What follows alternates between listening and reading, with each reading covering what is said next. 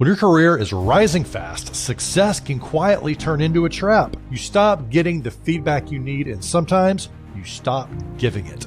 And for today's guest, that blind spot didn't just slow him down, it started breaking his team. I get some very tough and rough feedback early in my career. And of course, I blame the person who was giving it to me initially. And now I'm more grateful to those people than anybody else. One of the things that I noticed in that journey is that because things had gone well, blinded me to maybe some of the things that could have done and should have done better. Today, Dan Michelson, CEO of RLDatix, reveals the exact leadership shift that turned him into a far more effective and far more direct CEO. If you've ever avoided a difficult conversation, hesitated to give feedback, or wondered whether success is actually slowing your growth, this episode gives you the clarity and the tools to fix it. You'll hear how Dan discovered his blind spot at the very moment that he realized his old approach no longer worked, and the simple mindset shift he now uses to give feedback that actually helps people grow. Coaching is caring. Once you take the focus off you as a leader and just say, hey, I'm here to help, and it actually becomes quite easy. Well, let's jump in.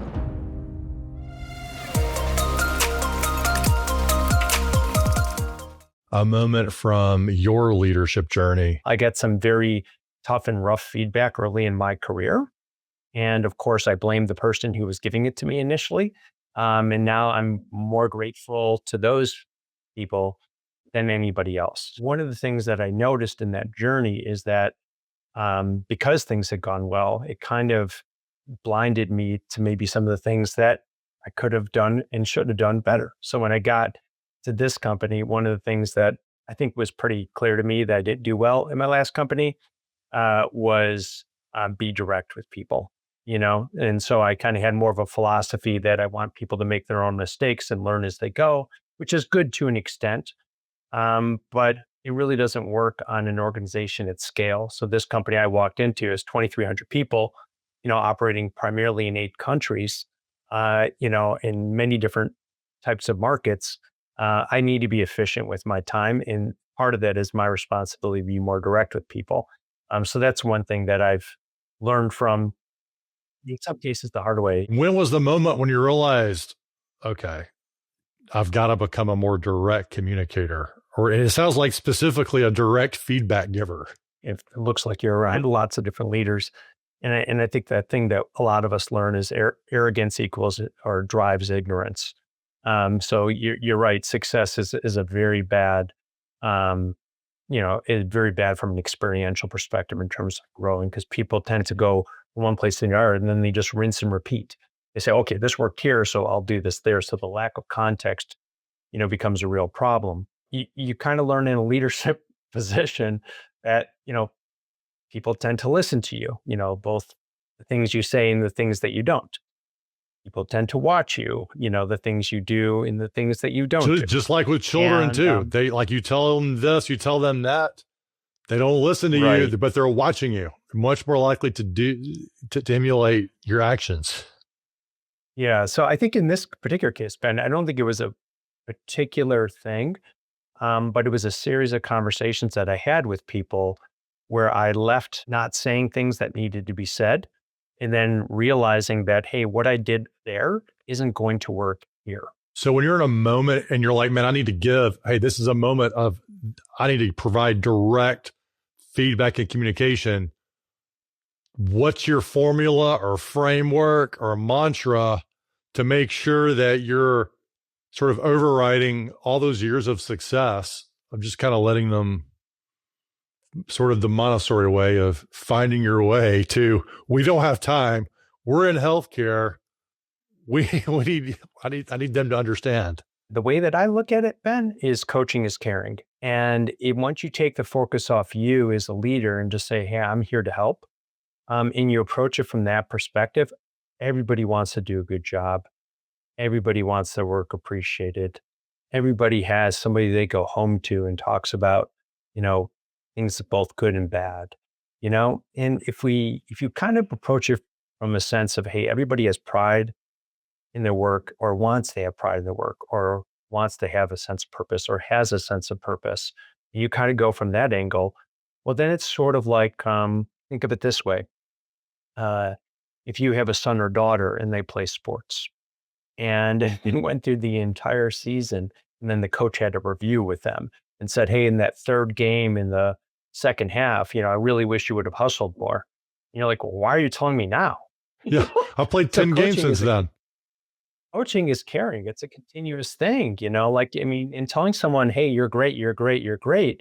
Like I said, in my own personal experience, when things have gone well, that's easy. When things have gone poorly and someone took the time to tell me, or coach me, as hard as it was, those are the things that shaped me. So I'm kind of moving that experience forward, into that conversation. And I think also, having a ton of like, I don't know, candor and transparency, like, hey, I've messed this up when I became a manager the first time. Like I, you know, ended up doing other people's work and I see you doing a bit of the same thing. Does that resonate with you? Oh yeah, it does.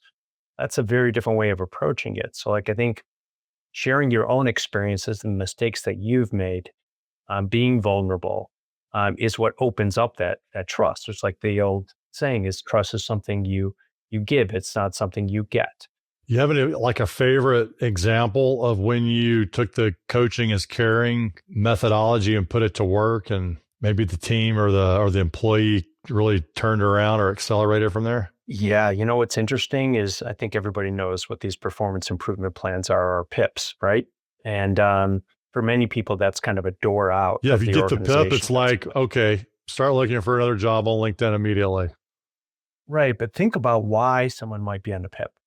Someone might be on a PIP because their expectations weren't clear. Maybe because they're being poorly managed or coached. Maybe it's just the wrong fit. It's just not the right job for that person. And so if you approach it from that angle, which I have with quite a few people over time, there was somebody, specifically my last company, who was completely unaware of what people thought about them, but it was very clear to everybody else. And they kind of had framed this person as, um, anyways, an issue. But no one had really ever taken the time to share that with people. And so, good example that happened at this company not too long ago with our head of talent, Nikki Dexter, talking to somebody who she was coaching and said, hey, are you aware that people think this way about you and about your work? Person was completely unaware. Yet everyone was perfectly happy to talk about that person in terms of their frustrations with them and everything else that they were encountering. So wouldn't you want to know? I would, And so I think the angle is pretty clear once you really think it all the way through. It just becomes, hey, I'm here to help you. And what I'm about to tell you may not be easy for you to hear, but I'm coming from a good place on it. So getting back to the PIP, we had a lot of people in my last company end up from going in that penalty box to being leaders in the company over time. Okay. And quite frankly, in a lot of companies, uh, leaders are not fully developed, people, including myself, meaning every leader in Yeah, every leaders are place made, has, not born, for sure, or developed, as some would say. yeah. So like we're all a whip. We're all work in progress. And I think, if leaders can't talk about, hey, here's some things that I need to work on. We do something called L90, N90, last 90, next 90. Like if you can't give good reflections of the last 90 days of things that you've learned and mistakes that you've made, I'm a little bit worried, about you as a leader. If someone has bad intentions or you know, they're everything is right except their approach is wrong and they're not willing to adjust their approach, you can't really change who you are, your morals, your ethics, and kind of what guides you. You can change how you are, how you show up as a professional, how you approach a situation. And if you're not willing to change your how, then you're not going to grow. So I'm thinking about this at scale now. You went from 50, then you grew the company over 10 years, and you come in, you're at a company double the size that you grew the previous one to. You can't give feedback yourself to 2,300 people. I mean, you can try, but that's a lot of people. And to give people really good feedback, you've got to know what they're doing. You've got to be in their presence, right? You've got to spend time with them and you don't have enough minutes in the day, hours in the day to do that. So how do you, like, what's your message to leaders out there for how to leverage something like this, like a leadership philosophy of giving feedback that you're passionate about? How do you get this out to 2,300 people and have them do it effectively? It's interesting. We just launched a leadership model, and it's, there was a quote I heard, Ben, that was phenomenal, right? You talk to leaders all the time. What's the definition of leadership? It's an interesting question when you stop and think about it, and I was listening to a podcast once, and the guy who ran a leadership institute, and so he worked with over 10,000 leaders, over the course of his, 30-year career. And he just sat on the question when he was asked this on a podcast, and he goes, leaders make people in situations better. And I'm like, wow, like that's exactly right. So that's the definition of leadership that we use. So are you making people around you, not just your direct reports, people you interact with, and the situations that you're in better? And you should be able to answer and ask that question every day with everything that you do. So our leadership model, we call it, you have one goal, which is to lead a high performing team. So how do you do that? Well, the first thing is you got to build it. Second thing is you got to run it. Third thing is you got to deliver with that team, right? And then we have leadership characteristics under each one of those that we use to help guide people. Let's just say, so the only way that I know to do what you just asked me is to provide the example.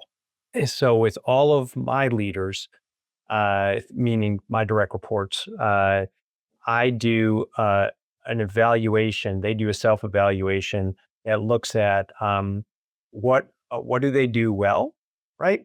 And what are some areas where they need to grow and develop? And then they go through that and just articulate it to me. Then I give my reflections on the first side, and on the second side, do the same. You would think that could be a relatively quick conversation. The last one they had was 3.5 hours long. And So once you that's some get feedback. once you get into that, no, not even just feedback, but just like really sharing experiences about, hey, I was in that and I had trouble with this. There's a really kind of good model for giving advice, which is you don't give advice, you give experience. You're not providing a bunch of check boxes for your people to do. You're trying to put up a framework for your people to have real conversations. And I love this idea of, hey, a lot of mistakes are made by leaders when they assume they immediately understand the life experience, the leadership experience of their team. Because and they make the assumption their experience has got to be like mine. And that is just devastatingly, usually inaccurate. And I love what you said. Hey, you learn from your experience. What can you learn about the experience of the people you're working with? And once you connect those dots in a fully understood way, you can have a meaningful leadership conversation then. Well, and also, I mean, people's lived experience is different than, kind of like a high level corporate experience, right? So like, my kids are both out of college now, but they went to universities with over 10,000 students. And I would say that there's 10,000 individual experiences of those students who are at those schools. And, you can try to do things up at this level, but it's me and the circle of people around me, and, I did some research on this a couple of years ago. What's more important in terms of your lived experience in a company is not just your trusted relationships, but more so your toxic relationships. So understanding if someone has toxic relationships within their lived experience is only going to come from a conversation that you have with them. It's like, Ben, tell me, are there 2 or 3 people that are challenging? Like to you, like if you think about what keeps you up at night as an employee, it's always people stuff, right? It's like something you're happening with someone is kind of what's on your mind at night or on the weekends. And if we're not open and honest about, kind of moving our way through those, you're not going to improve the experience of that employee. You just can't, because that's their reality. Yeah, I love this. We here we are, like an executive of a big, like tech focused company in healthcare, And you're just like a people guy talking about conversations, not sending a bunch of emails, not just focused on AI, but like, hey, we're actually going to build this company and make things happen through the conversations. And I think leaders gotta take note today, my friend. What's your parting thought for our leaders today, Dan? I do think having your definition of leadership, whether it's the one that I shared down, but being very intentional, about what you're doing is something that is, inertia takes over and you kind of forget and maybe lose your way and you realize, or you don't realize the habits that are kind of now in place that might be blockers for you. So, I love this one quote, which is X marks the spot. The rest of your life begins today. So whatever you did, good or bad, it's behind you at this point. And kind of what you do from here is how you should define yourself. And I think when people have done good things, right? Once again, arrogance equals ignorance. That could be as much of a crutch, as something bad, that you carry forward with you. So if you kind of maybe give yourself a little bit of grace and allow yourself to maybe forgive, or at least allow yourself to learn from the things that have not gone well, and maybe forget and kind of move behind, or leave it behind you, the things that you have done, and you get that fresh perspective and bring that energy of a new kind of beginner's mindset to not only the stuff that you're doing on a daily basis, but even where you take your company over time. Thanks for joining us on Lead the Team, Dan. It's been a fun one. Yeah, thanks, Ben. Appreciate the time.